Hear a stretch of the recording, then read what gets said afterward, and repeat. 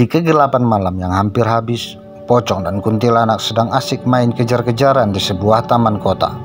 Seperti layaknya manusia yang tengah dimabuk cinta.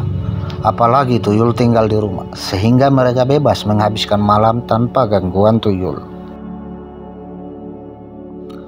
Mereka terus bercanda, dan mereka tidak tertarik sekalipun untuk mengganggu atau mengusik manusia malam ini.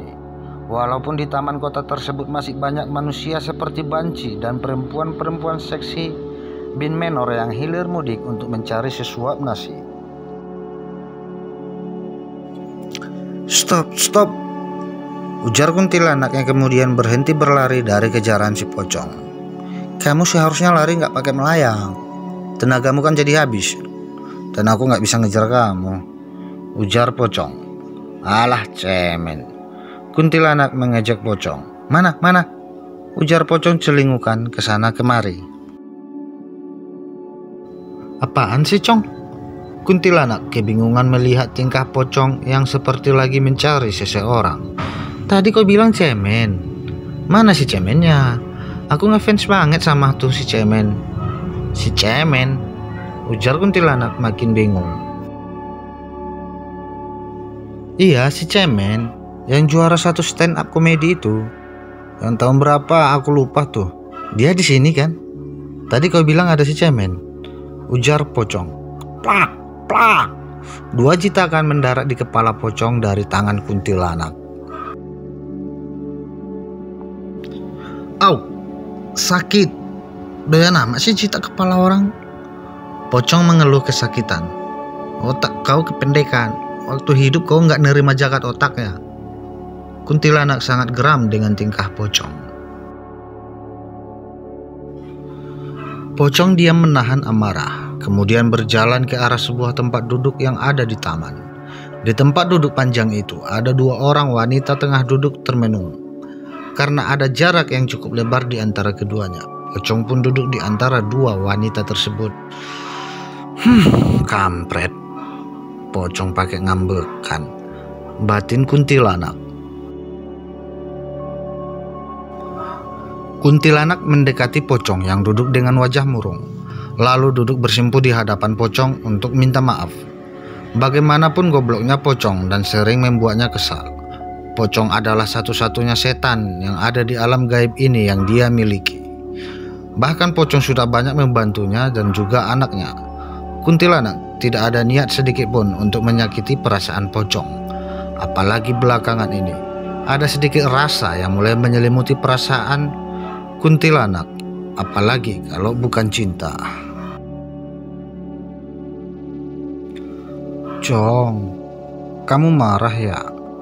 Maafin aku ya, ujar kuntilanak memelas memohon maaf. Aku nggak marah, tapi aku lagi sakit. Mana yang sakit? Ujar kuntilanak antusias dan langsung berdiri dan memeriksa kepala pocong. Bukan di situ, sakitnya tuh di sini. Karena pocong tidak bisa menunjuk dengan jarinya, pocong berusaha memayunkan mulutnya dan sesekali menjulurkan lidah untuk menunjuk dadanya. Kuntilanak tersenyum manis. Dia tahu maksud dari si pocong, sehingga kuntilanak membungkuk dan memegang kedua pipi pocong dan meminta maaf. Maafin aku ya. Aku gak mungkin tega menyakiti perasaanmu, karena aku belum selesai. Kuntilanak berbicara. Salah satu wanita yang ada di tempat duduk tersebut bersuara. Mas, kalau mau main drama jangan di sini ya mas, mbak. Sontak pocong dan kuntilanak terkejut mendengar wanita itu berbicara pada mereka. Mbak bisa lihat kami? Tanya pocong. Ya iyalah.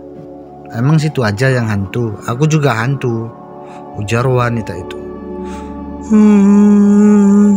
Aku juga, ujar wanita satunya lagi yang tiba-tiba menangis. Pocong dan kuntilanak saling menatap. Kemudian kuntilanak duduk di samping hantu yang menangis tadi dan bertanya, "Kenapa kamu menangis? Apa kamu baru meninggal?" "Enggak," jawab hantu wanita itu. Dia sudah sebulan meninggal dunia karena bunuh diri dengan cara makan cabai rawit 1 kilo. Hantu wanita yang memakai pakaian ala dangdut koplo yang duduk di samping pocong yang menjawab, "Kok kamu tahu? Kalian kakak adik ya?"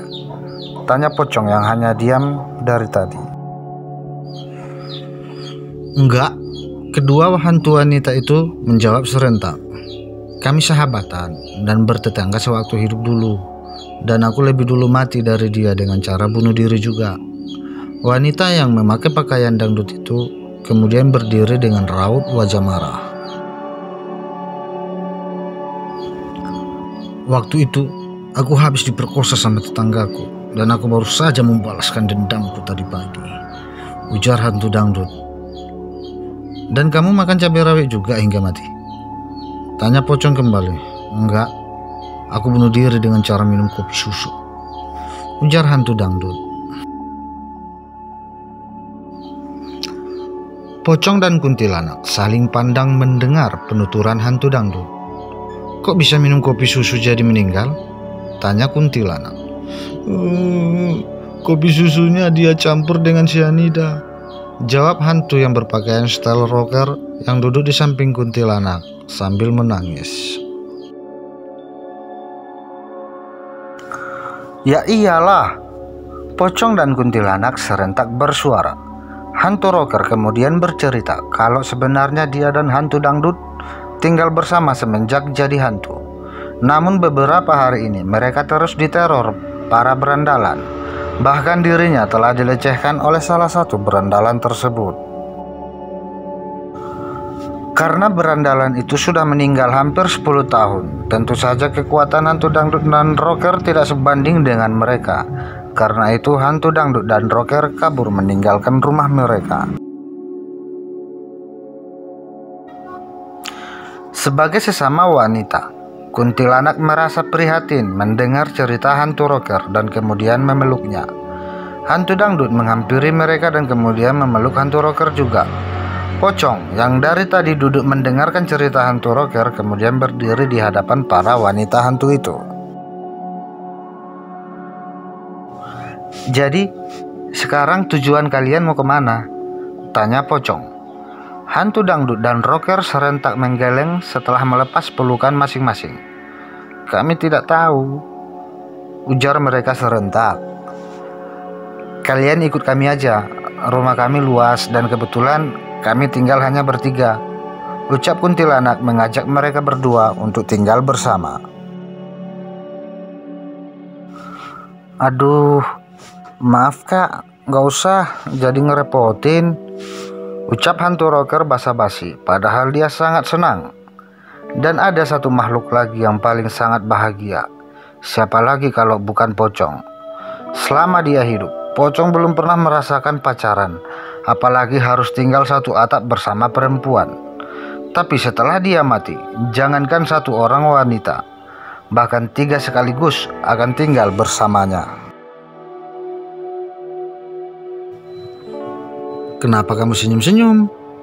tanya kuntilanak heran melihat pocong senyum-senyum sendiri. Enggak apa-apa. Ini bentar lagi matahari mau nongol, lebih baik kita pulang sekarang," ucap pocong mengalihkan perhatian kuntilanak.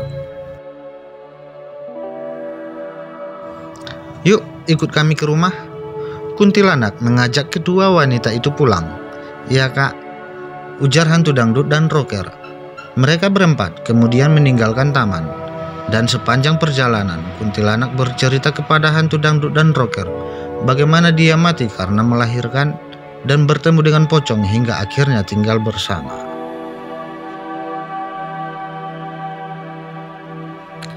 Sedangkan pocong, perasaannya sangat bahagia dan sepanjang perjalanan pulang hanya bernyanyi dengan suara kecil. Dan lagunya itu saja. "Senengnya dalam hati jika beristri 3, serasa dunia anak yang punya."